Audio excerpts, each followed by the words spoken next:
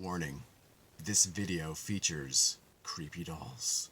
My name is Sutherland. I'm the author of the best-selling Haunted Canada series, and this is one of my most haunted videos, the series that shares details from the most scary and creepy locations from every province and territory.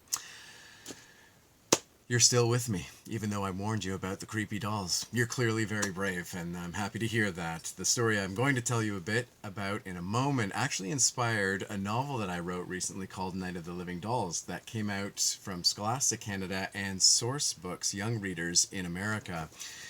Now let's dive right in. The story in question is in Haunted Canada 4 and is set in Ottawa, Ontario, the nation's capital. It's actually where I grew up as well, my hometown. So it's a story that's near and dear to my heart.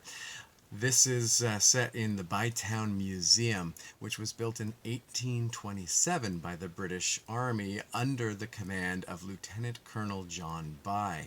Now, this is interesting too because I went to Colonel By High School, so I have another connection, and I remember when I was in high school I went on a field trip to the Bytown Museum. I didn't know at the time how haunted it was, and that many believe it's haunted by none other than Lieutenant Colonel John By.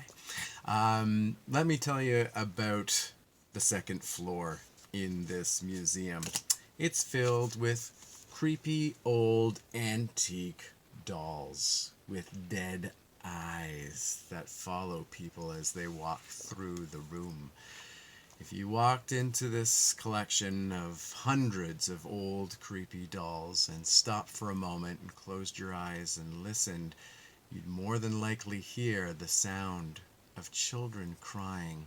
And then if you were to open your eyes to see if a young child had entered unaware to you, you might just happen to catch a glimpse of the dolls winking at you as if you're in on some sick, twisted joke. It's pretty creepy. Many people have heard the dolls crying, seen their eyes blinking, watched the eyes follow them as they go through the room. So many believe that the dolls are actually possessed by the spirits of dead children. There have been many other reports in the museum as well, including people feeling like they've been pushed or grabbed or tripped from behind, often quite violently.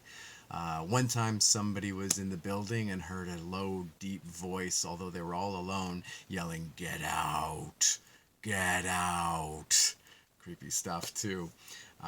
One night there were 4 people who worked in the museum, and as they were closing up, they closed a big sliding door. The moment the door was fully shut, it started rattling as if it was going to break right down, as if somebody was on the other side trying to force their way in.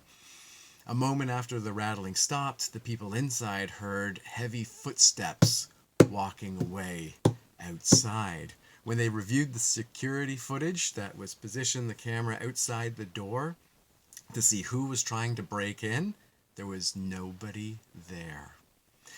That's not the only thing that staff have witnessed as well. There was one night when there were 2 staff members in the museum having a conversation about the ghost. And they were wondering if the ghost maybe was Duncan McNabb, who was the supply manager for the Rideau Canal as it was being built. Now, as they were talking about this, and they brought up the name Duncan McNabb, a computer that was on the desk where they were speaking suddenly shut off all on its own, even though the power hadn't gone off. And then, even odder yet, it booted back up all on its own. And yet, even odder still, was on the monitor, instead of the staff member's desktop that they usually would see, was only the words Lieutenant Colonel John By repeated over and over and over.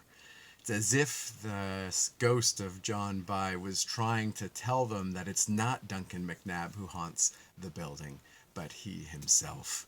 It's a great location. I highly recommend that you go check it out sometime next time you're visiting Ottawa, or if you live nearby.